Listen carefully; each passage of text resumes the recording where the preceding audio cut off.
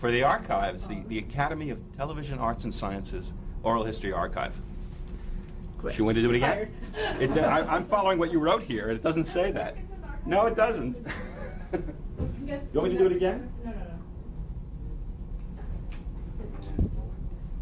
Joan, what was your name at birth? My name at birth was Joan Sandra Molinsky, M-O-L-I-N-S-K-Y.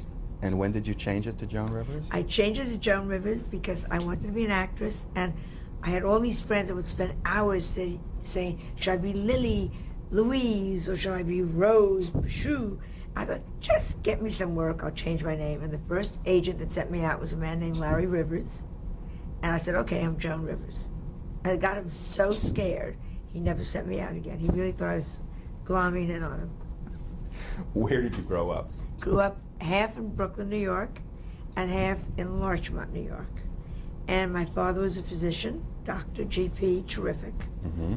And what was his name? Myers C. Molinsky, Dr. Molinsky, and people to this day will come up and say, your father saved my mother's life, or your father delivered me. People on the street still come. He was a great doctor, terrific doctor. In Brooklyn? Brooklyn, New York. Where in Brooklyn? Pennsylvania Avenue. And your mom? My mother was a housewife, remember those days? And wonderful, really caring first for the children, very smart. And for the record, what was her name? Her name was Beatrice. Did you have siblings? Want me to move even closer? I had a sister who's still alive, named Barbara, who went to Columbia Law School and was the youngest woman ever to graduate at that point from Columbia Law School. Very smart. What were your interests growing up when you were a young girl? One interest all my life, and that was show business. That was theater. From the time I put two sentences together in my brain, that's where I was going. Didn't know I was going to get there, but that's where I was going. Were you performing for the family as a child? Never performed for the family, but I knew. I went to see Margaret O'Brien in a movie called Journey for Margaret. She was 4. And I thought, why is she up there and I'm not? Furious, because I knew I could do a better job. And I'm still angry. Was there a lot of humor in your house when you were growing up? My dad was very funny. My sister is very funny. My mother said I'm an appreciator. But my dad was we were funny people. We got through a lot with humor. When did you start writing jokes? Not till very late.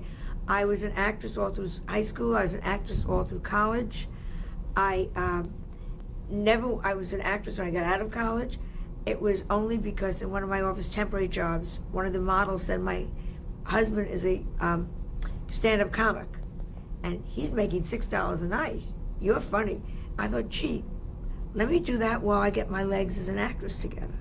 So I really went into it backwards. Never thought about being funny. Never thought I could write jokes. I bought my first and stole my first jokes off of television. It wasn't until I got to Second City that I realized whether you write it down or you say it, you're writing. But that took Second City and improvisation to let me understand that. Do you remember the first joke you stole? No. Okay. First joke I stole must have been something off the Jack Paar Johnny Carson show. First time you saw television, when was that? I was a child. I was at the World's Fair. That's 1939. So I legitimately was like 5 years old. And they took us into some room and they were showing us television. I remember that so clearly. I thought, what is going on? Because they did something in the other room, then they showed it to us in that room at the same time. I remember, well, ooh, that's great. Was this the tiny little... It was a small screen. I remember it was with my mother, and that was it. For the record, what high school did you go to? I went to Adelphi Academy, and I ran the school. What do you mean? I started the yearbook. I started the newspaper. I started the cavalcade so that I could perform. I ran. I had a great time in high school. Wasn't pretty, but I ran the school. It was great. And how about college? And college, I went 2 years to Connecticut College for Women, because my sister had gone there, and then transferred myself into Barnard and became the big Barnard actress. What were you studying before you went into acting, though? Always English lit. I was a smart kid, and I knew don't get something just in case. We're Jews. Fall back on something. So I always I was English literature and anthropology. Were you going to be an anthropologist at one point? I loved anthropology. I would still do it if you could bring a nail girl with you. What was your first job out of school? First job out of school was working probably in like B. Altman or Lord and Taylor.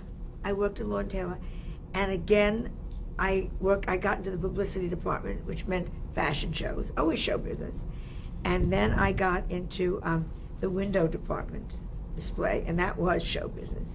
You did a little... You were dressing the mannequins? I was dressing the mannequins, and I was helping them create it, yeah.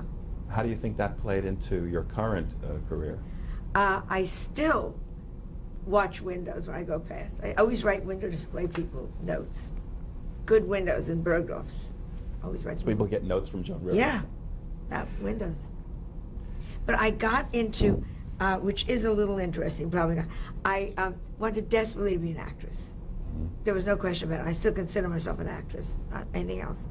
And I got accepted at that time to the Theater Guild, Westport, which was the premier place to go, summer stock. They accepted me. I did an audition. They accepted me. I was leaving right after college, and I couldn't do it. My trunk went. Couldn't go. Could not go. After all that? After all that. How did you get into stand-up comedy? Stand-up was just trying to be an actress, trying to make it as a stand-up just to get the $6 a night you got. And that began to move. I got into Second City. But before that, tell us about your act a little bit. My act was singing in the beginning. I'm in love with Mr. Clean. It was awful, just awful. And I had an agent that renamed me Pepper January Comedy with Spice. And I was booked in strip joints. And of course I was a college graduate kid, you know. I got my prom dress and I put spangles on and I pasted them on myself. And I would come out in these strip joints, and I was always fired the first night. First year of my career, I never lasted more than a night. It was very tough going. Was it hard being, I would imagine, one of the few women in stand-up at that point, too? There were very few women in those days in stand-up. Were you treated differently because of that? Looking back, I realized I was treated differently. When it was happening, you don't think. I'm so focused that I just didn't think about it. But in retrospect, how do you think you were treated differently? In retrospect, I was the last of my group to get through, and I think that's because I was a woman. Because I was in the George Carlin, Woody Allen, George, Woody, Cosby, that whole group, kind of David Brenner a little later, but that was the group. Everybody got through, and I didn't get through. And then when I finally broke through, and I look back and I think it must have been because I was a woman. Your first television appearance, what was that? First television appearance, I was brought up by an agent to the Jack Paar show. And I thought it went very well because I was then in office temporary. So I was telling him I used to steal stamps and sell them for half price, which is all true. And I told him these stories, and I said, I'm from Larchmont, my dad's a doctor. And what was my joke? Oh, he spent 2 years in medical school, 2 years in Tijuana. You know, his first words are, does that look right to you, nurse? And she always says, it doesn't matter, doctor. And the next day, a man named Bob Shanks brought me up. The next day, at the meeting, they said, gee, that girl was funny to Paar. And Paar said, she was a liar. A doctor's daughter doesn't steal stamps. And he took a pencil and put it through my name. And I was on earth, floating. I thought I had done so well. She's a liar. A doctor's daughter doesn't steal stamps. Were you back on his show at any point? Never. That was it. Pencil through my name. Wow. Fuck 'em. How was it different doing your stand-up act on television as opposed to live in front of an audience in those days? In those days, and even in these days, stand-up is very different. What you're allowed to say, Ed Sullivan, I was pregnant on Ed Sullivan. I wasn't allowed to say I was pregnant. I was in a tent. And I had to say, soon I'll hear the pitter-patter of little feet. It was very careful. I did a joke that was so easy, and it was scandalous in those days. What did I say? It's my daughter's birthday, and 9 months ago today, I was screaming, "Get me out of this!" And 9 months ago, 1 year ago today, I was screaming, "Get me out of this!" And 1 year ago, 9 months. It's my daughter's birthday today. She's a year old, and a year ago today, I was screaming, "Get this out of me!" And a year ago, 9 months, I was saying the same thing. Well, I mean, it was scandalous. When I was hosting the Carson show, after the whole thing was approved, they would send this guy in, the censor, and I would fight with him over words. Bitch versus slut was a major thing. Was this Clotworthy? Bill Clotworthy? He was a black man. Okay. And he said to me, "You can say slut, you can't say bitch." And I took him by the hand to every secretary in NBC and said, "Would you rather be called bitch or slut?" And they all said, "Well, bitch is fun." Could not say bitch. And even you're taking him around to try to convince him didn't do it. But you could say slut. That censorship is horrific. It still is. Except for cable, of course, today. Well, I was just censored on TV Guide cable. Well, They went through Oklahoma, and some asshole in Oklahoma, after the whole script was approved, took out, so it was like, hello, and every other word they took out. hard to believe. But let's go back in time again. Let's go back in time. Back in time to Hollywood Palace. You appeared on an ABC variety show by that name. Tell us about that. It was, those days, you didn't have cable, so it was like the Ed Sullivan Show. It was wonderful, these big shows. And I was on the first time Liza was on, which was very exciting, Liza Minnelli. And I did well. I mean, that was after I hit on the Carson Show. You began to do all the variety shows, and that was part of the things you did to keep, and it was wonderful. It was a wonderful show, except wasn't live, so you would have to do the signs over and over and over again. Well, the audience has heard the joke, so you would have this great routine that diminished as you repeated it. Joan, can we just do that one more time, please? Sure. I'm sure they sweetened the laughter once it was broadcast. Yes, but the energy is so different. Oh, God. Well, speaking of Carson, when was the first time you did The Tonight Show? February something, 1965. And on the air, he said, "You're going to be a star." Right smack on the air. Very exciting. And my life changed. How did you end up getting booked for the show? I was brought up 8 times. I was then already out of Second City. I'd gone to Second City, which changed my life, really, because I found myself. And then I was working in little clubs, and I was writing already. And I was writing for Candid Camera. So they brought me on as a girl writer. So I never, I think I was the only comic ever to be on the Carson Show that never did a stand-up. Ever. I was brought out as a, so people always say, "Well, you did your stand-up." Never did a stand-up on Carson. What did you do? They brought me out as a girl writer, so I sat on the couch. That's better. Much better. Because they would always let the people go right off. Yeah, much better. So I was very lucky with that. So you were in conversation with Carson? From the very beginning. And he was the best straight man in the world. He knew just when to say, "How fat was she?"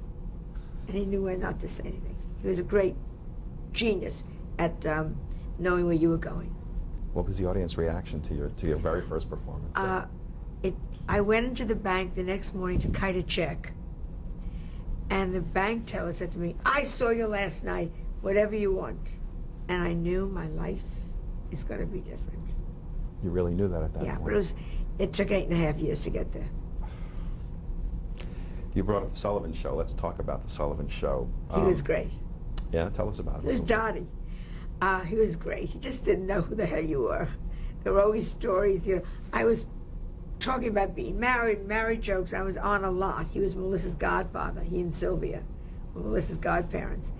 They were lovely to me, wonderful to me. And I remember one time I came over. If he liked you, he called you over.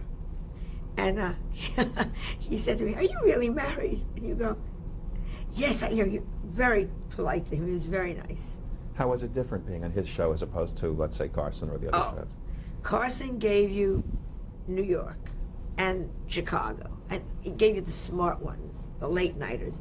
Sullivan gave you America. When Sullivan said, "This Jew girl is okay," you were okay all over America. Given that you were doing a stand-up act on Sullivan and conversing with Carson, were you doing completely different material on both shows? No, my material is always the same. I just know I've been gifted. I know how to make the stand-up sound like sit-down. Mm-hmm. It's all, and it's just the trick of the trade. Did Sullivan ever ask for changes in what you were doing? All the time. Sullivan, Tell us. he would ask me to go up to Delmonico's, where he lived. And they were always worried about me because I was always outrageous.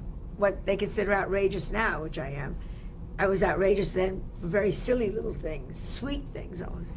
And I would have to do my whole act for him in his apartment in Delmonico.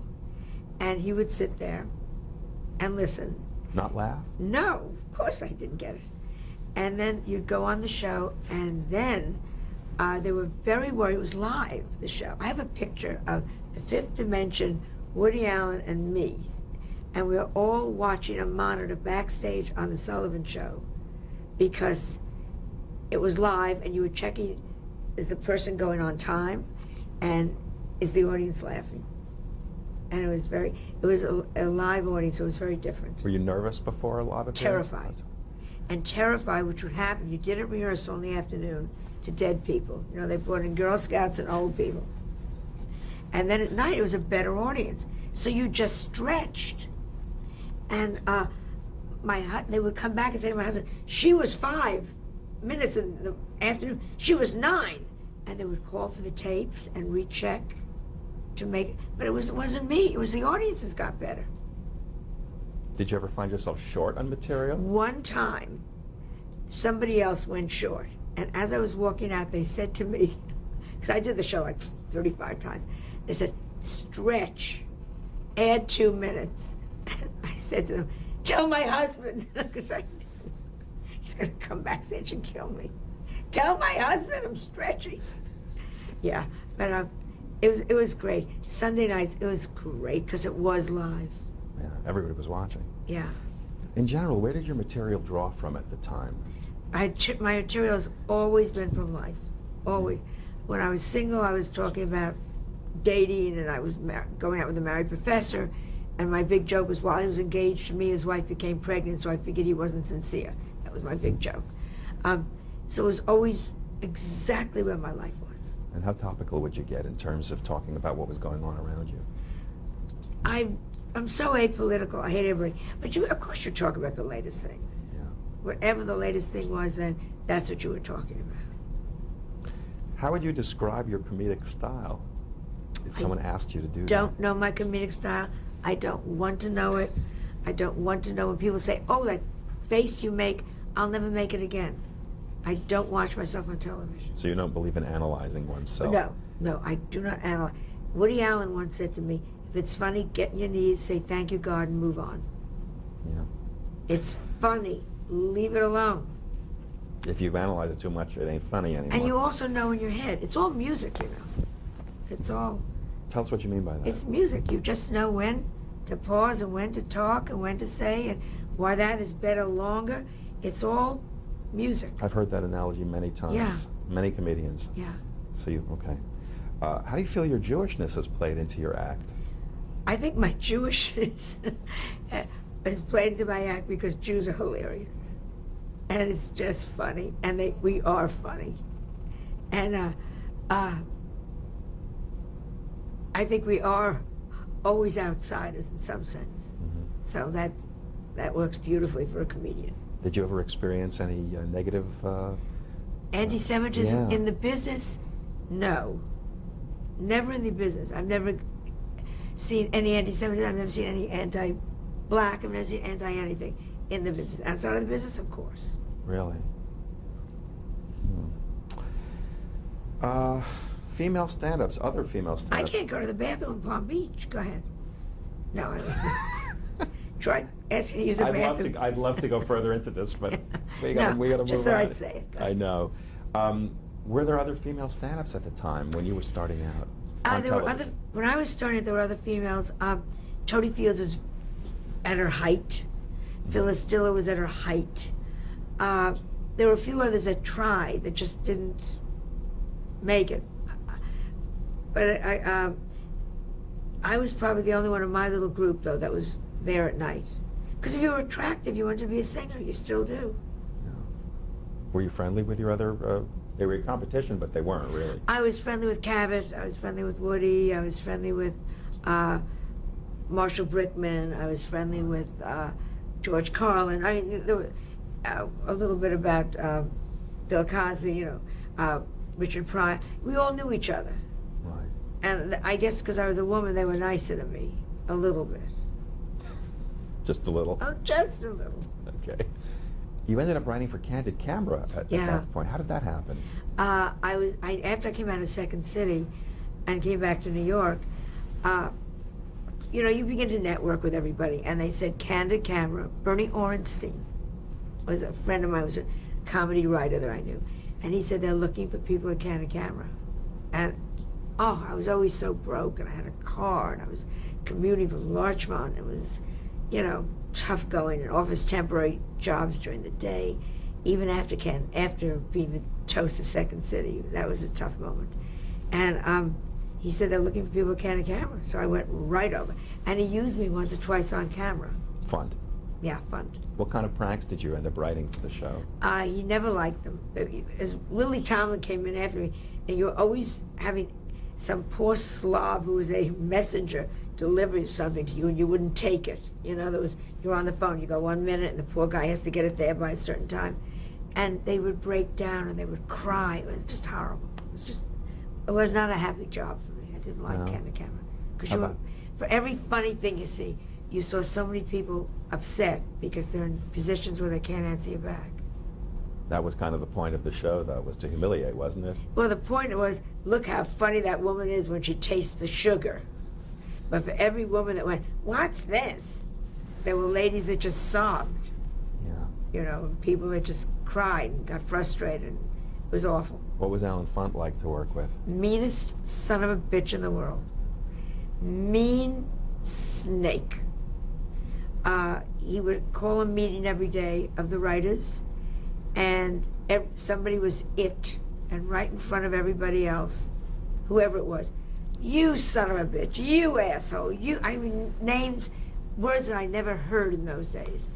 And these were men that had mortgages and families, and it was just awful. He was not a nice man. Did he do this for sport? No, I think he was brilliant at what he did. And maybe as I'm getting a little older, maybe some people need to be yelled at. Maybe not. Like, you know, say, I run a very happy business, and they step all over me. So I think maybe Alan Funt was smarter. We did what he wanted. Women are treated differently, though. But it was men he strong yelled women, at. yeah. He yelled at everybody. Yeah, and I'm saying yeah. Yeah, equal opportunity yelling. I hear you. Let's move on to that show. That was a morning show. I was on the Tonight Show. How did you come to host that? It was a syndicated show, that show with Joan Rivers? Yeah, and that was right out of the box on Carson. NBC came to me, and I was a hot girl in town. And they gave me a little morning show, and it followed the Today Show. And we did that show. And it was, looking back, it was a sweet show. I interviewed people, you know, I did a monologue, and I interviewed, and it was an easy morning show, and it was fine. What kind of guests did you have on? Everybody that was on the Carson show, you know, so you had on whoever was current. The only one that ever walked off was Jerry Lewis. I don't know what I said. He got up and walked off. In the middle? In the middle of the show. That was very dramatic, though. We had whoever was hot came on the show. And why did it go off the air, do you think, after 3 years? I don't know. Just ran its course. I think shows were changing. I got bored. I get very bored. I don't know how Letterman does it. I don't know how you do it. I don't want to ask. I took my my afternoon show, which came out later on, off finally, because I said I just don't care about asking somebody getting lies back from them. I understand you girls are fighting on the set. No, we all love each other. I'm out of here. How well were you able to handle that when people would tell you falsehoods on the air and you knew it? Especially in those days, very well. Because you weren't looking to be You were looking, also when you're in a hostess chair on television, you're a hostess. You cannot pull a trick on the guest. It's not right. They've come with great vulnerability. And I think it's not right to turn around and say, you're lying. I don't interview that way. Were you very well prepared? Did you read their book? Did you see their film? I am a preparer that it's ridiculous, yeah. I've read your stupid book. I've prepared my own questions. I've made my own little ad-libs. Oh, yeah, I'm prepared. In 1972, you did an episode of The Lucy Show. Yeah. How was it working with Lucille Ball? Lucille Ball was a genius. Lucille Ball knew what she wanted. She was called a ball breaker. She was called all these things. She would say to the cameraman, Charlie, you're 1.5 inches further back. And they'd say, oh, Miss Ball. No, I'm not. She'd say, measure. She was right. She would say to you, when you take the coffee cup and you put it over here, hold, and we would rehearse it now. Hold for 2 beats, because that's what the laugh is going to be. And then you do it at night in front of the audience, and you held, and the laugh was 2 beats. She knew her stuff. She was smart. All business. And then she calls me in. Now it's Lucy, you know. Tell us how that happened. Did she call you? She called me. We had been on, I think, the Carson show, and she liked me, and they wrote a special couple episodes for me. But she's all business on set and getting things done and done on time. They had to wash my hair and they had to dry it, and it was like, you know, time is money. Then she calls me in the office and she says, Liza's going out with Desi Arnaz, and she's crying. What should I do? And I thought, Lucille Ball's crying. She's asking me for advice. Where is my mother? It was so weird, so strange. Was she a funny lady off camera? No humor. She was a written comedian. You did a TV movie that you wrote called The Girl Most Likely To. Yeah. First of all, how did that whole project happen? I was a hot girl in town, so they were coming to me. Projects were easy. And I have a friend named Kenny Soames, who's a writer. And I had met somebody who had been taking me out in college and had said in front of me, why didn't you tell me? And now he had become a doctor, married a woman, and they were brought to my house a cocktail party. And I was telling my friends, I said, I was dying to say to him, do you remember 10 years ago when you were so mean? That was me. And Kenny said, wouldn't it be funny to go around and tell people and get revenge? And I said, wouldn't it be funny to kill them? And I said, that would be a great movie. And we sold the movie to ABC. What was the actual plot line of the movie? Plot line was a girl that everybody was mean to in college. She goes away, she has plastic surgery. She comes back, she kills everybody. That was mean to her. Fabulous movie. Turned out well? Turned out very well. Huge ratings. And how did you come to write and direct Rabbit Test? Rabbit Test, I wanted to do a funny movie. And I worked with a man named Jay Reddick, and we wrote Rabbit Test, and we were too early. We were right before Airplane and right before Animal House, and we got creamed by the critics. This is not fun. We had Imogene Coca spraying Lysol on dinner because she wanted to make it really nice for her family and clean. And a year later, Animal House came out. Airplane came out when they threw the shit at the fan. And with us, they said, Lysoling meat, disgusting, horrible. And with Animal House, Airplane, they said, funniest thing we've ever seen. So we were too early. It's funny. I watched it like 4 years ago. It's funny. We're going to take a brief pause and change tape.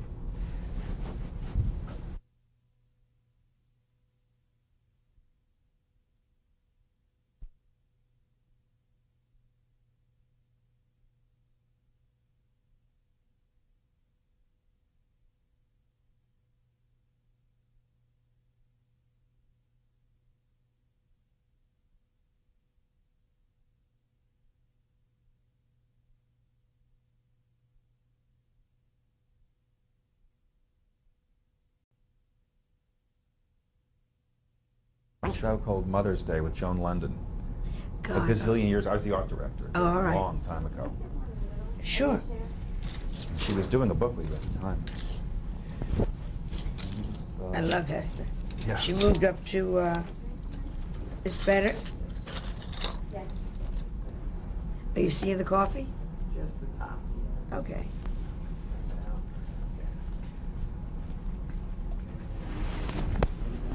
Okay, I'll try not to. Am I okay here? Okay.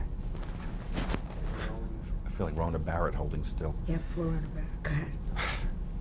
Just to finish up on Rabbit Test, what was your approach to directing? That was the first movie you directed. It's the first and only movie I directed, and I got a cinematographer named Lucian Ballard, who was a mean son of a bitch, and didn't help me at all. Really mean. He told me things like, you can't pull a body away from a camera. I mean, he was not a nice man.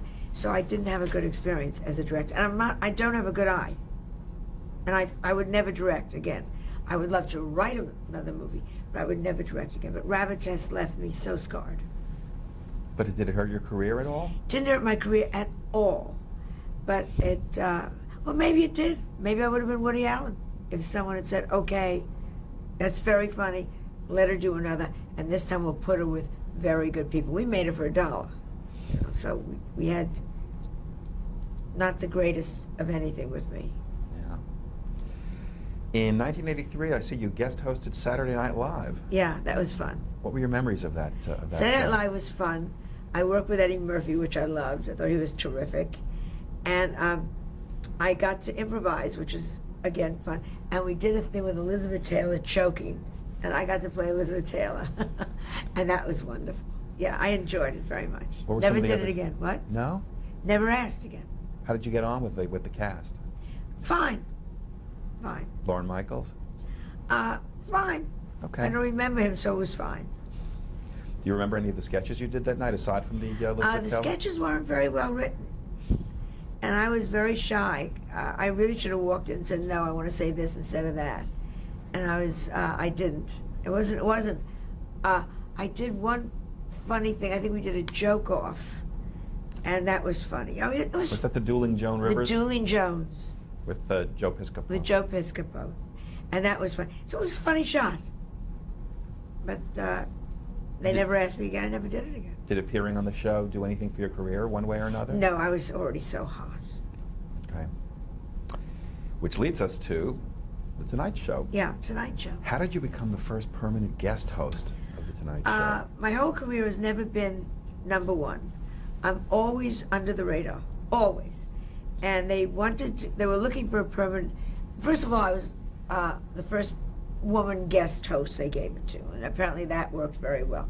I've always been a worker, so I never watch when things are happening, so my head is always down. I would have been great on the pyramids, just pulling. And then they were looking for permanent guest host, which I didn't even know, and they offered it to Cosby. And Bill said, no, give it to Joan, she's better. So they came to me and they offered it to me. And it was a brilliant move on their part to get a woman and to get someone outrageous. Because, Johnny was very safe. And so people would watch me because I was so outrageous in those days. And it worked very well. I got, from the beginning, my ratings were higher than his, which they never told me. They never treated me. I don't want it to turn into a pity party interview. But it was, you weren't welcomed into the NBC family. You were treated like an outsider. My numbers were amazing compared to his. And they didn't even invite me the first 2 years to the cast party or the Christmas party. Did you feel slighted? Yeah, I was always very hurt, very hurt. And then we were trying to get my contract renewed. And they would I guess they just figured, where's she going? And they didn't renew it, and that's when Fox came to me. We'll get there. Yeah, but that's why, Yeah. and then they were hysterical, why are you leaving us? And he was like, I'm leaving you because nobody's ever said, good job. Can't even get my damn contract renewed. It was very tough in The Tonight Show. They never gave you guests. We had to do our own scrambling. My manager, Billy Samuth, and I would be on the phone begging people to come on, calling them up, pleading with them, and then begging them. We brought Cher on, we brought Boy George on, we brought Elton John on, We brought, we'll go on and on. Did you have resistance to bringing Yes, people in? they didn't want these people. And then the minute I would bring them on, and they worked, they'd then take them from me and give them to Johnny. But I understand that. I understand that. Freddie Cordova was there to make sure Johnny'd show. But they were and I would say to them, oh, come on, for my Christmas gift, let me have Elton John. I'm begging you guys, please. Lily will be funny. Trust me, Lily Tomlin will be funny. And you fight for everything. What was their objection? Johnny doesn't like her. She doesn't work with Johnny. He doesn't work with Johnny. That's not Johnny's. But I'm not Johnny. And or we heard they don't work, or they came on once and they didn't do well, or we don't think they're for us. You know, who the hell knows? But Billy Samuth booked that show for me. They did not book that show. Why didn't they let you use their booking apparatus? Because I understand that when I have my own shows. Their booking apparatus, if they could get who's comparable, an Elizabeth Taylor, they're not going to give it to the guest host. They're going to give it to Johnny. And if Johnny sees Elizabeth Taylor on with the guest, he's going to get upset, and quite rightly so. Yeah. I mean, I understood that. So my manager and I, my God, B. Arthur, who was then in, I think she was a Maud then, I went to her house and rang her bell and asked her to come on. And then I had Did to she have say yes? No, she was very cagey. Then I had her for dinner, and she was a drunk. And she sat in my house at dinner, all to get this woman on the show. And she there was serving, and she took the gravy, and she said to my friend George Firth, who's a writer, where do they get their money from? And George Firth said, who's also nasty, but a very good friend, George said, it's Vegas money. And she said, she's got gravy. My dining room was off-white. Fuck Vegas. Gravy went on my walls and on my floor, but we got her on the show. Did dinner continue after that? Oh, yes. You just... I wanted her on the show. But we booked, they would give you like, oh, how would you like, I'm making this up now, you know, fifth down on some series. And we'd say, yeah, but you know, we think we can get B. Arthur. You can get B. Arthur. So, I mean, it was very tough. So you really worked to get I some of worked those guests on. I work every opportunity. And what was your relationship like with Johnny at the time? My relationship with Johnny was, I adored him on air. He adored me on air. The lights would go down, and he would play the drums, and I would say, for the 9 years I was on that show, or the 10 years I was on the show, boy, the band sounds good tonight. That was our conversation. Then the lights would go up, and he'd say, so what did your mother say to you? And I go, Johnny, I can only tell you this. We had no relationship. He was a very cold man. He wasn't a bad man. He was just a very cold man. So you never had a meal with him? Once he came to see me in all that time, I met him through my husband. Edgar knew him and knew the producer, and that's, so he knew of Edgar. I think we had dinner maybe once. And when Melissa was born, I wrapped her up and sent her over to him with a note saying, how do I say thank you for my career? I'm giving you my firstborn. Bring her up Jewish. So, but he wasn't, Johnny was in a little box and didn't let people in. And I'm not a tumulter. I'm not Steve Lawrence. I'm not Hal, what's his name, John Rickles. Mm-hmm. You know, hey, Johnny, yeah, that's not what I do. So, of course, it didn't work. Did he hang with any of the people who he worked with? I think if he hung with, I don't know who he hung with. He was very much a Midwestern loner. So you weren't slighted by this? You accepted Oh, this no, as that his was Johnny. personality? And you want to know, one less dinner, you have to be nice. It just be charming, too. One less gravy stain on my carpet. Did the gravy come out eventually? It came out eventually. Did Bea ever apologize? She didn't know she was so drunk in those days. Okay. You did a special in the 80s called Joan Rivers and Friends Salute Heidi Abramowitz. Yes. How did that happen? Again, I wanted to do a funny special, and we did this special. And Heidi Abramowitz I used as the tramp. And so we just did a whole bunch of people talking about Heidi Abramowitz. It was not my highest point in my career. It's a real piece of shit.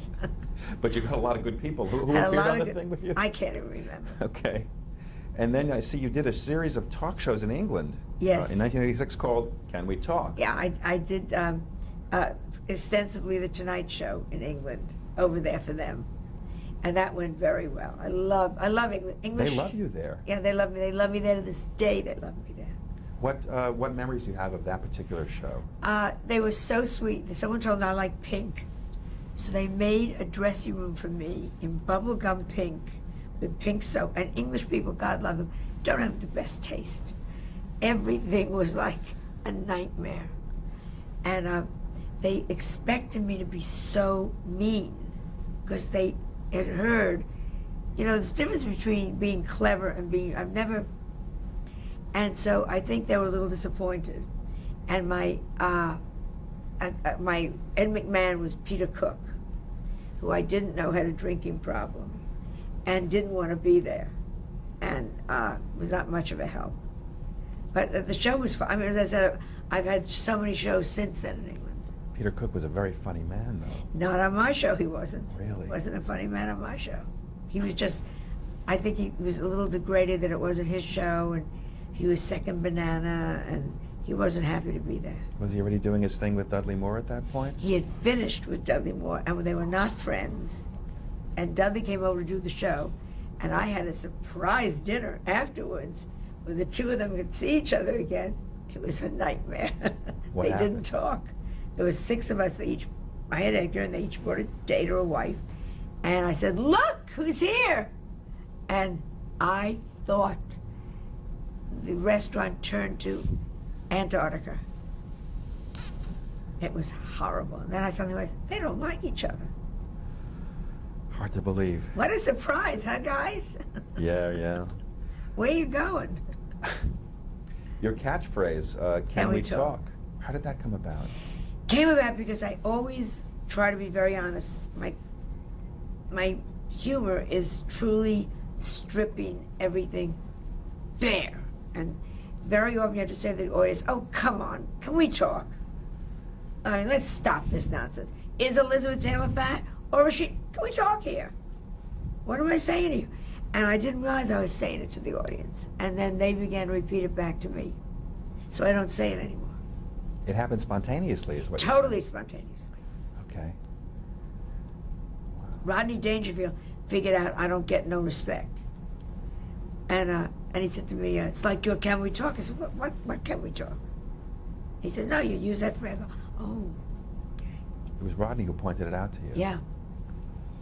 And his sister said to him, "Are you aware you were on the Ed Sullivan Show and you said, 'I don't get no respect'? You know, that's not right, Rodney." He said, "This is the family I come from." Don't you think it would be hard to plan a catchphrase and have it actually be genuine? It worked for Rodney. Yeah. Everybody's humor is so different. Everybody builds their humor so differently that I have no answer to anything as I get older. How do you build yours? I don't look, I don't think. It's what comes out. I tape everything because the first time I say it, it's the right way. It's the right way.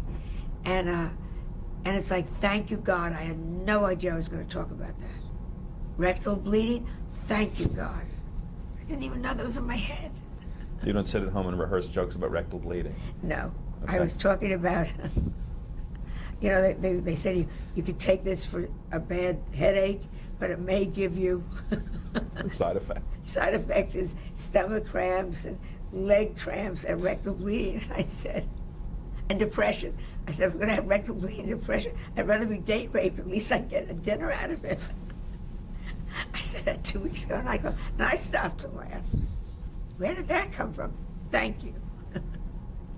Can't analyze that stuff. Can't analyze. I know I shouldn't be doing jokes on this series. Yes, you should. You actually launched the Fox network with The Late Yeah. Show. Yeah. First of all, who approached you? How were you approached? How did the show happen in the first place? We couldn't get an answer from NBC whether they were renewing me, which they were totally renewing me. They were in shock when I left. But they just weren't coming through, and the money sucked. They were paying me peon money. I mean, bad money. Not right. Weren't doing well. And Fox was starting the network, and they approached us, Rupert Murdoch and Barry Diller. And they said, when your contract's up, we will give you everything that you have now, plus 5-year guarantee and $15 million. When $15 million meant something, you know, which was just over the moon money. And so we did it. And it was horrible for me. And when the deal was going to be announced, the first one I called was Carson. And he hung up on me and never spoke to me again. You called him before the deal was going to be announced? Right before the deal was going to be announced. We didn't do it during negotiation because Edgar, they weren't, you know, it's not warm and fuzzy. David Brenner had his own show and they cut him off a year before his own show, so he had no exposure. Cosby was doing something, they cut him off. So Edgar said, if they get wind of this, you won't be seen till Fox revs up. You will not be on television for at least a year to a year and a half. This must be kept quiet till it's time. So no one knew about it. I mean, it was, oh, you were meeting in hotel rooms. You should see where you were meeting, you know. And then when it was all done, they were going to announce it. I said, I want to call. And I called 4 people myself. And the first was Johnny to tell him. And he hung up on me. How far did you get in the phone conversation? I said, Johnny, it's Joan. And I think I'm leaving the show. I have my own show at Fox. And click. So then I called him back. And I said, Johnny. And he clicked down again. He literally wouldn't hear you. Would not hear me. Not. And it was terrible. And then lied and said I never called him. And then NBC got on the bandwagon because it's all money. Fox, their show is competing with him now. I was vilified in the press, and I was told that I left the cars. I said, my contract was up, and you guys haven't come to me. You've been asking for a year. They just never thought I'd go anywhere. Did he have the right to feel as snubbed as he claimed he did? No. I think he was so, I shouldn't say that. I think he was so isolated that he probably didn't even know that they weren't even giving me another contract.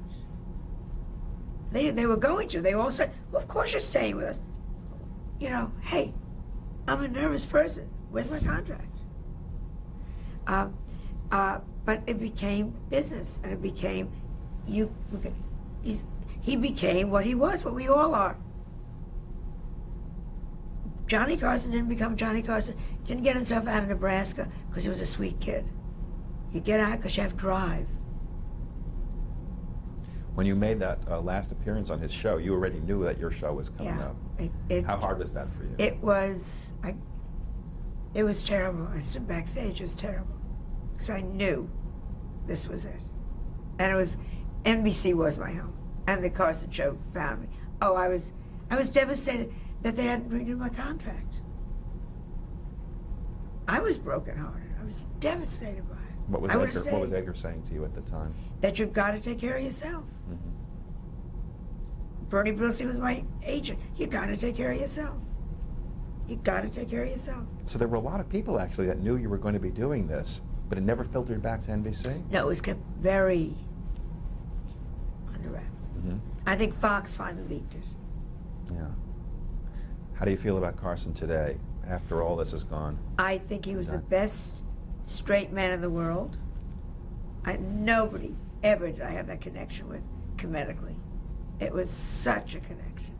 I think he was a genius at what he did. People think it's easy to be a straight man. To know when to come in, to know when not to know, oh, no. He was brilliant. And he wasn't competitive. You know, a lot of them, Leno does not let very funny people on because he has to be the funny one. I've been told by his producer, you're too funny for him. Right out flat, you're too funny for him. Carson, and that's the school I come from, take the show, because it's my show, it's okay. He was, nobody liked Johnny. And it breaks my heart, and I talk about it in the show I've written. You know, come on. What is this stupidity? It's a business, calm down. There's room for everybody. It's a high-stakes business. It's a high-stakes business. I never think of it as a business. I always think we're all going to get in a room. We're going to say, okay, business is over, let's laugh. These guys, they're laughing. They're not funny people. These are money people you're talking about. How did you prepare for your own show during that 1.5 year period? I couldn't wait. Yeah. It was just very difficult. And I was very bored with it. I was very bored with how big my dressing room was going to be. And Fox got mad at me. I didn't go down and look at my dressing room. I don't care. You know, I don't care. Well, Barry Diller has picked 6 shades, and he wants your input.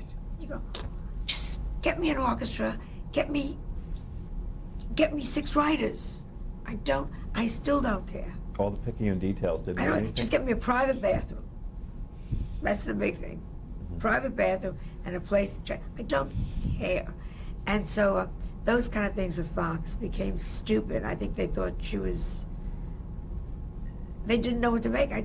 They gave this suite of fine, but I didn't pick the chintz, and they really were upset about that.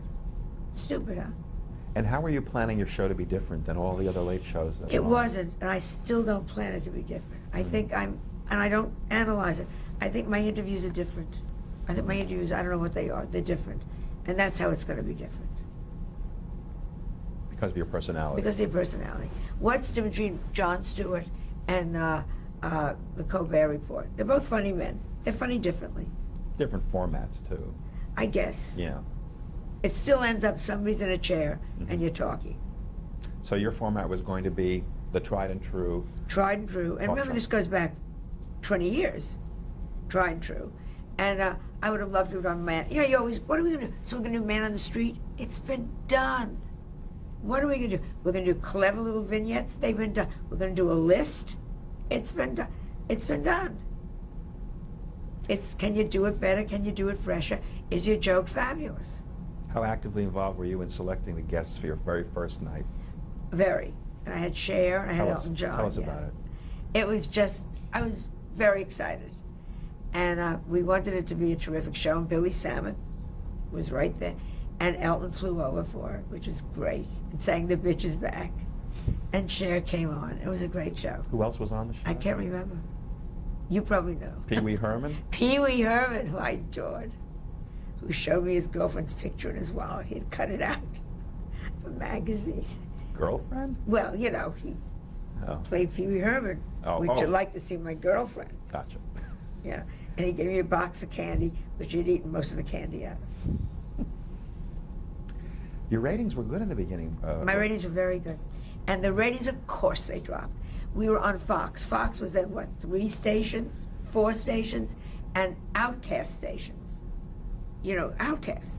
We were the guy that we had some stations didn't have call numbers, and we did very well. And the whole thing about leaving and all that, I met Jamie Kellner, who'd been the president then, like 5 years later, at a thing, and he said to me, "We always made money on you." How about the network itself? It was just starting the How network. heavy-handed were they, let's say? How much control did they try to exert over What you? they did was, and it was Edgar's fault too, they wanted complete control. Edgar wanted complete control. Edgar hated Barry Diller. Barry Diller hated Edgar. And at the very end, which I talk about in my show, we had a meeting on a Thursday night when things are really bad, and they said to me, "You can stay, your husband goes." I had a Sophie's choice. I was told I could stay. And I said, I go with my husband, thinking they'll never allow it. And they said, then tomorrow night is your last show. And it was. They pulled the rug out that suddenly? Don't go there with me. Thursday night to Friday. Yeah. In my dressing room. Before the show. And your reaction to this was? There is no reaction in the beginning. It's so insane that tomorrow's my last. And I wasn't allowed to say anything on the show because they kept another tape running. And they said, if you say one thing, we will cut you off. So they really emasculated you, even though you're a woman. It's a very bad time. I've written I have a play now that's about this. It was terrible, terrible. And it was nothing about ratings. The ratings, we made the money from day one. It was about Edgar and Barry Diller. What was that personality I clash? don't. Edgar was wrong. Barry was wrong. Barry put people in there he didn't believe. They said I trashed my office one day. Somebody had come in and said something really stupid. I took an ashtray and I said, "Oh, fuck," and threw it against the wall. And I called him. I said, "I did." He called me up and he said, "You have trashed your office." Barry called? And I said, "Come over and see." I threw an ashtray. It was that kind of, it was insane. And I blocked a lot of it. It's in my books. I blocked a lot of it. It had nothing to do with ratings. Nothing. And then they put Arsenio on. He went right into the tubes. Right down them. Now, first they put on somebody else. They put on Suzanne Summers. She lasted 3 days. They all think it's so easy. It ain't easy. I know. It ain't easy. They put Suzanne on, and then they put on a disc jockey, somebody D's. He lasted 2 weeks, and they put Arsenio on, and he went I remember. right Yeah. to the. But it was vicious. How were your dealings with Barry Diller? Not Edgar, yours, personally. He was just against us, and I made a sign called the Barry Meter, and I had a picture of the two of us, and I had them cut it in half, and if he wasn't talking to Edgar that day, I moved him away from me. I did like a 1 to 10 thing. If we all just sit down and laugh, it would be fine. Nobody was laughing. I don't know what the fights were about. I don't, to this day, know what the fuck happened. They wooed you like crazy to do the show, Wooed and me then like say what crazy. it turned. We suddenly? gave them not the numbers they wanted. I remember the first day we got a 5. Well, of course, America watched.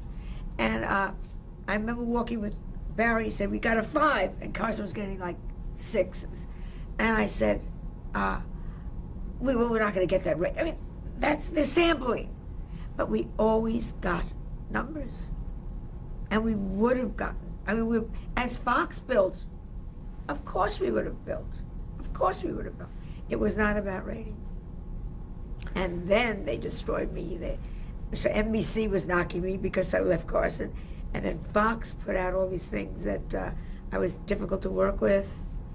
I had a reputation for about 10 years. People used to say to me, "I've heard such bad things about you." Did anyone ever tell you what those things were? I work under totally, I have to have everybody love me in the room. Otherwise I can't work. So, it was a rotten time. My husband killed himself over it. Very bad time. You think that's what led to his Oh, there's no question suicide? about it. Because he knew it was him. He knew it wasn't me. He knew it was Edgar and Barry and I knew the real story. Did you have signs at home that Edgar was that Edgar had a despondent? nervous breakdown and went into tremendous depression after a heart attack. And he was losing. Barry and Murdoch, whoever signs your check, as I say in my play, whoever signs your check is your boss. We owed it 50-50. They just stopped the money. Hey, guess we don't owe this 50-50. And Edgar had a terrible nervous breakdown. And we went to Ireland, and 3 days later we got back, he killed himself. He couldn't get us out of it. He couldn't fight back. He couldn't pull us out of the rubble. No wonder you consider it a horrible experience in your life. The worst experience On of many my life. levels. It's, yeah. Did standards and practices interfere with you at all Not on really. the show itself? Not really. I mean, it was the same nonsense that you would get Okay. with NBC. Yeah. And was there a lot of competition between you and Johnny, the booking for the guests? There was tremendous competition, and of course the Tonight Show will deny it. They said you cannot go on the Fox show, and the Fox show, and they were right. And who are you going to go on? A station that has 5 outlets? But we got our own. We were doing, and what we did something very smart. We went to the younger ones. We went to the new ones. My assistant, Matt, was in college at that point, and he said all the college kids were turning in because we were doing the big band, we were doing the current bands, we were doing the current rock groups, and we were doing we brought on the Chris Rocks, and we brought on the Arsenio Halls, and we brought on the Roseannes, and we brought on all the next group, the Tonight Show, the Howie Mandels. We brought them all on because the Tonight Show wasn't taking them. So what we were doing is, by mistake, creating a younger group. The demographic, yeah. Yeah. You want to stop? I know you're dying. Yeah, we're going to pause right now. Yeah. I'm sorry, because it's... No, that's okay.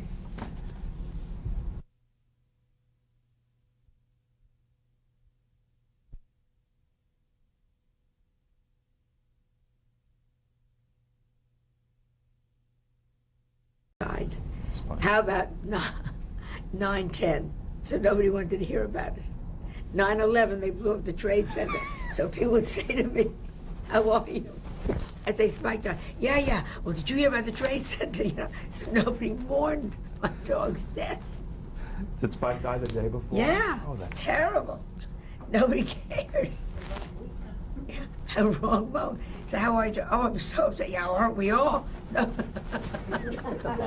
No. Spike died. Yeah. Let's cover Well, do it you up. know my neighbor's son was there? Okay. So nobody okay? cared that my You should've told me darling sooner. favorite dog ever Could in you my still hear me? lifetime, and total loyalty. Oh, I know. So, Alan, I would like us a 10-minute tap just so we can figure out. Yeah, 10-minute tap is a good idea. 10-minute tap. Yeah. It's a nice title for something. I like that. Yeah. The Fred Astaire story. Okay.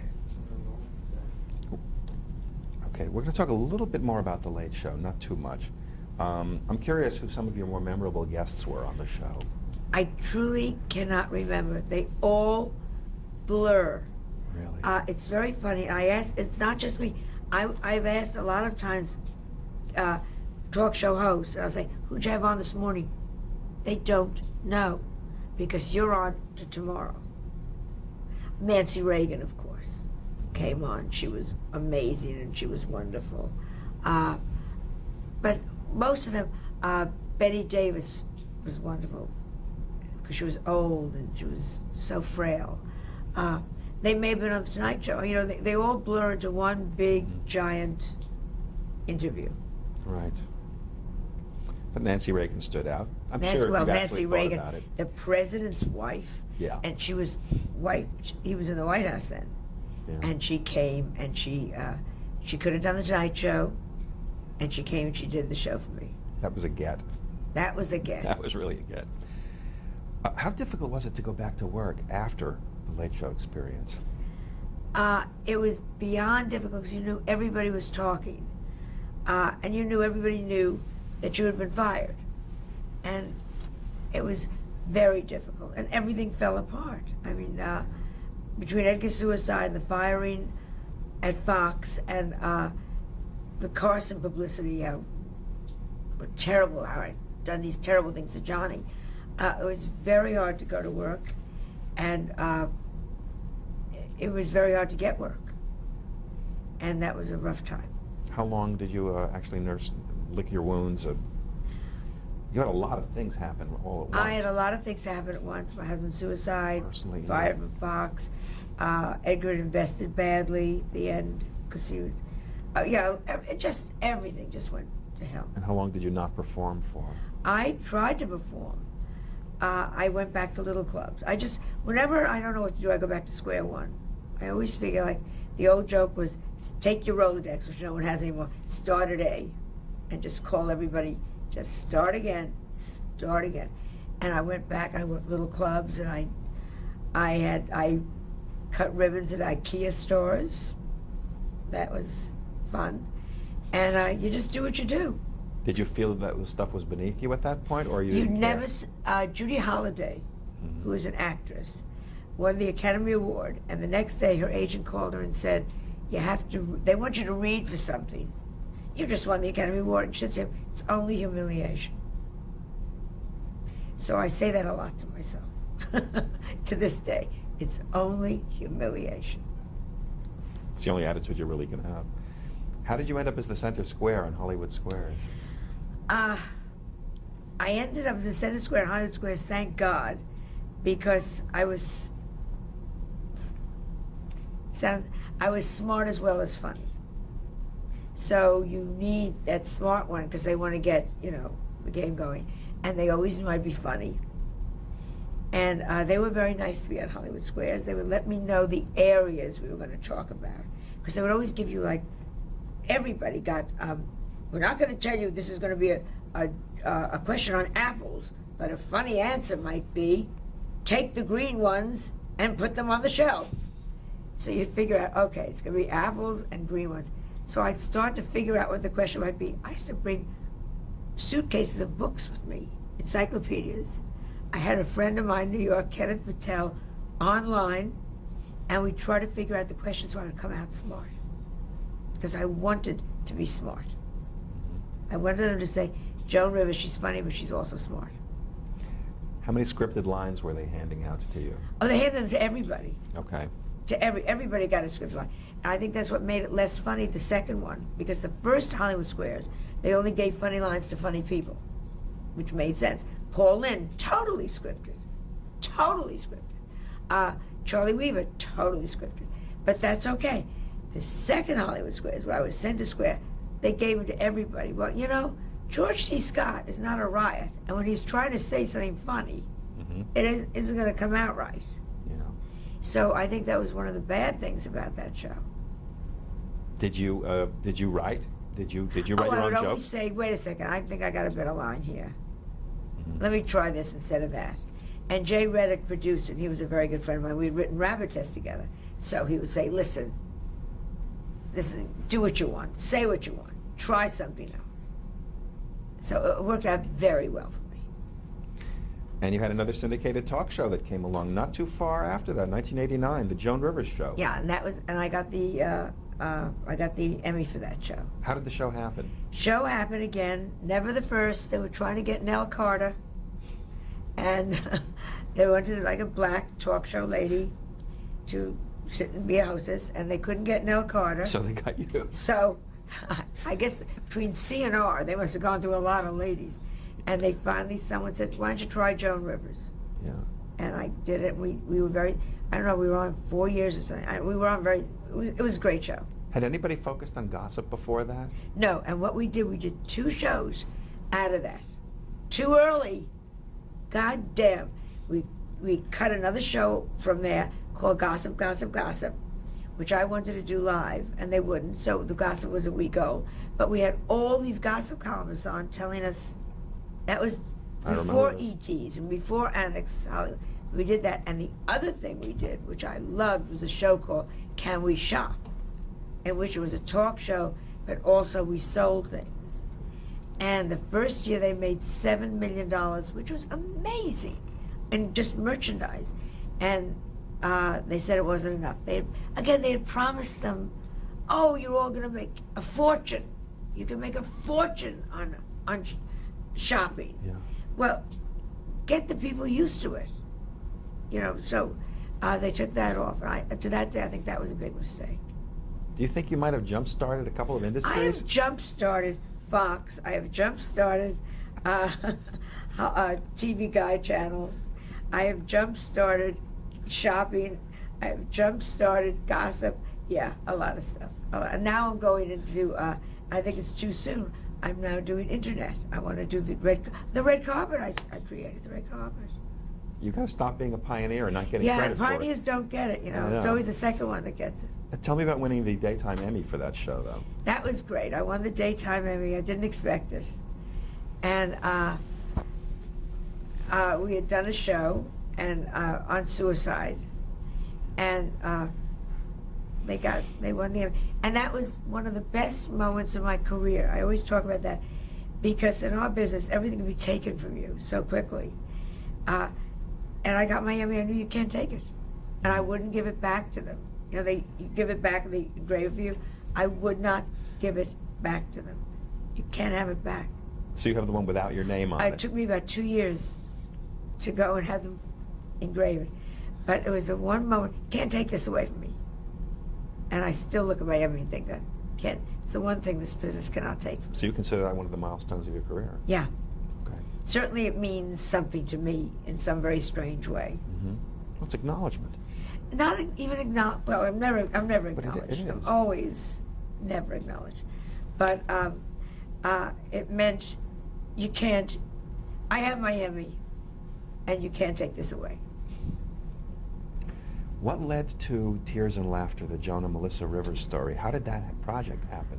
I love to act, Yeah. and Melissa and I had gone through a lot together, and she was starting out, and they wanted to do this real life thing, what happened with Edgar's suicide. You were approached, or you initiated the project? They approached me on the project, and I thought it would be terrific to do.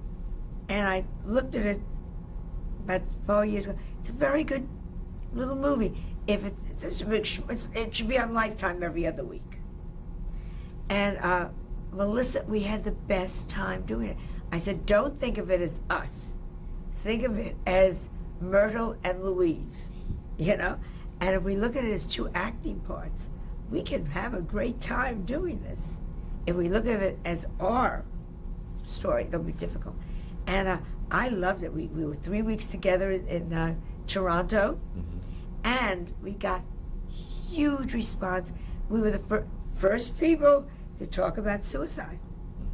And the critics said this was ridiculous, as usual, and this is terrible, and you shouldn't do a show about suicide, and this is so disgusting, this woman has come out and done it. We got sacks. You know, you see those things, sacks of mail saying, thank you for talking about suicide. No one has ever talked about suicide. Thank you, my mother killed herself, my brother killed myself, my husband killed himself. Thank you for saying that, yes, you have a right to be angry, and yes, this is wrong, and yes, this rips a family apart. So I'm thrilled we did it.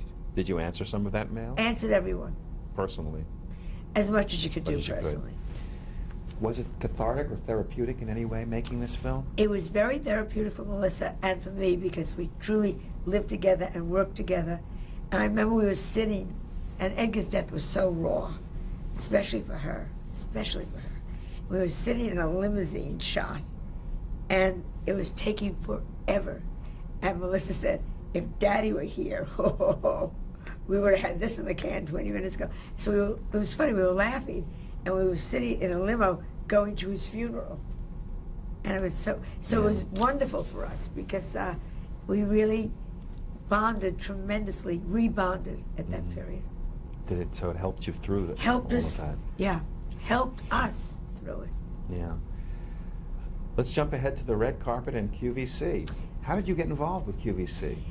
Another terrible moment when nothing was happening. My career has always been, nobody thinks of me ever. And I have a wonderful career. So I wanted to go on, I wanted to do Broadway, and Neil Simon wouldn't even read me for Broadway Bound. I had to fly myself in and read for it. And right there at the reading, he said, you got it. Wouldn't even see me. I mean, those things happen. So it was one of those bad moments of my career, and someone said, you want to do jewelry on QVC. Now, QVC then was not, it was like Fox. And nobody went on except dead celebrities. You know what I mean? Carol Channing, you know, poor thing with the wig sideways. So I said, sure, let's try it. Actually, they came to me, they came to me first to do beauty. And I said, no, I won't do beauty. I like to sketch, let me do jewelry. So I did a very fast line of jewelry for them, and it all sold out. You designed Yeah. all the I pieces? didn't really design. Okay. I went and I looked around in Providence. Oh, that's pretty. Could you change the clasp? Okay. Could you do that in pink? Yeah. So I futzed around with it. Sold out. They said, give us more. And I did. And so I was doing it out of my dressing room in CBS. And David Dangle, who was now was president of my company, he was my dresser. He was my stylist. So I'd say, what do you think? Think this should be yellow or blue? And he'd say, oh, blue, no question. We do it on the coffee table in the dressing room. And it began to grow. And finally I said, I better get an office. And we got an office. We rented one room. I was so scared. Then we took 2 rooms. We broke through. And I said, all right, I'll pay for the door. And now it's become this amazing And QVC, everyone said to me, it's so low. It's, Your friends were telling you not to do it? oh, it's so beneath you. Oh, it's disgusting. And now my same friends say, could you get me on? You know, Joan, I have I have family jewels I could put on. It's so changed. So it was a happy surprise to Yeah, you?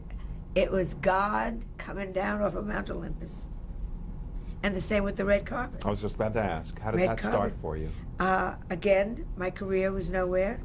I couldn't, I've never been on late night television. I've been totally blackballed from that. So I wasn't being seen. And you have to be on television. I was very frustrated and could not get arrested. And Melissa was working at E! At the time, and she overheard them saying, we should really put somebody on the red carpet, but who would? Then it was like paparazzi, that's it.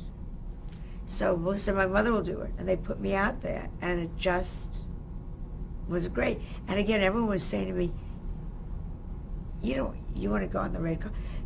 What am I going to do? Sit home? Yeah, sure, I'll do the red carpet. And then they put me on with somebody that wasn't good, like a second person. And I said, if you're going to use a second person, Eleanor Mundale, who was a perfectly nice girl, but wasn't right for me. Mm-hmm. I said, use Melissa. She's been on MTV, and she's been on CBS This Morning, uses her as a correspondent. So they put her on. And so we had that mother-daughter thing going. Right. And then the red carpet suddenly became the red carpet. It had been kind of 12 stodgy. years. Was it Army Archerd before you came along? That was it. He was the only one out there. Did you decide from the get-go to be irreverent? I never think what I'm going to be. I just ask. Okay. You know what I do? I ask questions that I'm interested in. Like, for example? I don't know. Like, what's the Costner, Kevin Costner's girlfriend? I said, "Are you two engaged?" She said, "Yes." Look at the ring, and I said, "This is a joke." It's so pathetic. You don't mean to be. You'll say to somebody, I don't like Sarah Jessica Parker. You can't wear those shoes seriously, But the smart ones know it's all. It's never done maliciously or figure out ahead of time what I'm going to say. Mm-hmm. So it's just the way I interview. Why do you think the public eats that up? I think somewhere they love when you ask the truth. They love when you tell them the truth. I think that's what differentiates, I hate to say it, I don't mean a star from a non-star.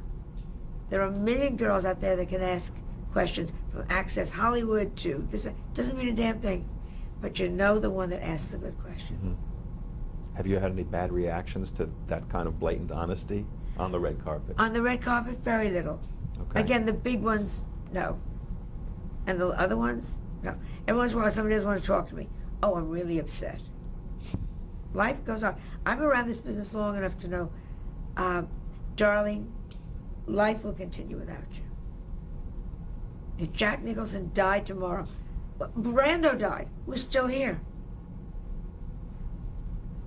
He was kind of a recluse toward the end, though. But you know still. what I mean? Absolutely. The greatest people, Yeah. oh, they'll never replace you. You're replaced. Yeah. Next. I know. What would you say the biggest challenge is in doing a live red carpet event, if there is a challenge in it to you? The challenge now is to get the performers. Because when I first started, I asked the question, who are you wearing? Because they were buying their own clothes. Now, the stylists are dressing them, the jewelry is lent to them, there's no originality, and now they walk down the red carpet with their PR person. So if you've been mean to that PR person's other client, or they think you've been mean, you now are not going to get this client. So suddenly, you have a lot of slightly older single ladies who know their biological clock is ticking and they're not happy. And they have a little power because they control Nicole Kidman. And suddenly, they're deciding that Nicole Kidman, who is a friend of yours, should not speak to you. Because you weren't nice to, I'm making this up now, Julia Roberts. Right. So it's no fun anymore. They're all pre-programmed. They're all, I literally was pulling, that's why I used Nicole, who is a friend. I was pulling her on camera at the Oscars one day, because while I was talking to her, BBC got a hold of her. I said, wait a second, I'm still talking to her. I thought she was going to lose her arm. They tried to yank her away. Oh, I get very tough out there. Come here, Nicole. Oh yeah, I'm very tough. I pushed somebody from ABC one year. She came into my shot. I said, I warned you. Now just get out, bitch. Do you feel any responsibility in having changed sort of the way things are now? I have ruined the red carpet. I think the stylists of America should give me an award, because stylists now run it. Yeah. Have there been celebs that have avoided you? There are a couple, never the big ones. Mhm. Tom Hanks comes over. Julia Roberts comes running. Nicole Kidman is there. It's the ones that are sort of in the middle. Mm-hmm. What's her name? Woody Allen. Diane Keaton. Apparently, I dared to say I thought she had eczema because she was dressed like Charlie Chaplin and wearing gloves. If you remember that outfit. Oh, that's, yeah. No, doesn't Diane look chic? Diane looks like, get the net. And so she won't talk to me anymore. And you want to say, then why'd you dress like Charlie Chaplin? And so those are the ones that won't come back. Kathy Bates got upset because I said if she hadn't been on the Titanic, it would not have gone down. But Cher, who I said very often looks like an idiot, knows his publicity and comes over and says, what do you think? She's smart. Are they vetting you beforehand, sort of, to see how you're going to react on camera? I don't think they have time. Okay. It's so rushed. Yeah. Let's move on to Suddenly Susan. Who did you play on Suddenly Susan? I play Kathy Griffin's mother. Mm-hmm. And it was so much fun because she comes out of improv and I come out of improv. So you can trust each other. And you can go off script and come back. And you can do things together. I did it twice and then it went off the air. Mm-hmm. But I loved being her mother on Suddenly Susan. And they were fine with the two of you starting to improv? Yeah. She defended it in the beginning. She said, let us go. You got what you wanted in the can, now let us go. I remember she said that right out. Mm-hmm. And they were smart and they let us go. Right. So you enjoy working, obviously, with Kathy. I love Kathy. Yeah, she's finally gotten what she deserves, and it took her a long time to get there. Mm-hmm. She's very smart. How about Nip Tuck? What was it like playing yourself on Nip Tuck? Again, I don't think of it as myself. When I play myself, it's again going back to Tears and Laughter. I love Nip Tuck. I thought the direction was extraordinary. The camera movements were extraordinary. And the two of them are wonderful actors and take it very seriously. And you could actually reach them on an acting level. And we could talk about our acting. And then the second time, I did with the girls. And that was so wonderful. Because again, they're fine actresses. Yeah. I love acting. You've made this distinction between the Joan Rivers on screen and Joan Rivers in real life. How are they different? Oh, very different. But or on screen or on stage, or I'm very brash, and I'm very pushy, and I'm the one that, right at you. Mm-hmm. And in life, I'm not. I'm not particularly funny until I really know you. I live very quietly. Very different. And I think. You would know. And you've chosen to be very open over the years about your cosmetic surgery. Well, again, Why? I was too, because everybody does it. What are they all saying they don't do it? I get very mad at dishonesty. I adore Rosie O'Donnell because Rosie O'Donnell tells you the truth. And I will not sit there, which I've done on many an interview, where they say, I've done nothing, and I know, who did you? So I came out because I find all these liberated ladies who say, it's inner beauty, and I wouldn't do anything. I know who did you. I know who did your hair. I know who waxed you. I know who lifted your breasts. Don't tell. There's one very famous talk show woman on now who is so against plastic surgery. I know everybody that's done everything to her. Don't tell your ladies not to do it when you're doing it. So I came out to say it's okay. So now it's become like a joke.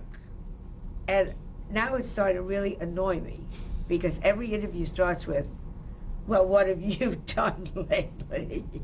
And you want to go, I'm 74 years old, I've done 2 facelifts. Honey, that ain't bad. Go talk to Jessica Simpson, and she's thinned her nose.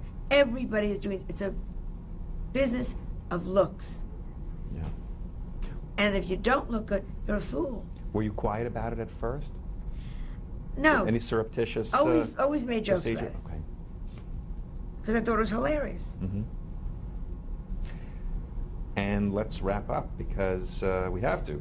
A couple of things. What are you working on right now? I have a show in London. I'm very, theoretically I have a show here. I've just done the red carpet, first time ever, for VH1 on internet. And they got, I'm learning all more hits than they've ever gotten. And they got stickies. Do you know what sticky is? That people last. Eyeballs. Eyeballs mean how many people are looking. Oh, I don't know. And Tell. sticky means if you watch for 2 minutes when you go on, or if you watch for 10 minutes. And our stickies were very long. They stayed with us. So they were very happy. So I'm doing that. I have a play which I've already done in San Francisco. I'm doing now at the Geffen Theater. What is it about? It's about Fox firing me. Oh my God. Yeah. And what else? And I do my live stand-up all the time. Mhm. And I'm America's Guest. I'm Yeah. on The View, and I'm on the Today Show, and I'm on whoever wants me, I'm there. Aside from winning the Emmy, what would you say is your proudest achievement, career-wise? The longevity. Mhm. Longevity. You ain't putting me to bed, Mhm. you know, like it or not. And I think I'm working better than I ever worked. That's because there's such freedom. The only good thing about age is freedom of it. As I say to the audience, what are you going to do? What? I've been fired. Can't hurt me there. Gotten the bad reviews. Can't hurt me there. What are you going to do? Any regrets? Fox. That maybe, I don't know how though. I always think maybe if I had been smarter. And I never owned anything. I never owned anything. So I don't have that big, The you know, passive Rosie income. O'Donnell. I never had I still don't have my fuck you money. There's not going to be a benefit for me. But Rosie is so lucky. Fuck you, I got $300 million. I never had that. Yeah. Do you have a philosophy about maintaining longevity in the business? I think if Hitler came back, it was funny, he could work. Mhm. People want to laugh. And as long as you're funny, they'll come and see you. How has TV changed, would you say, since you started working in it? Boy, that's a loaded question. No, TV How has has it changed? changed radically.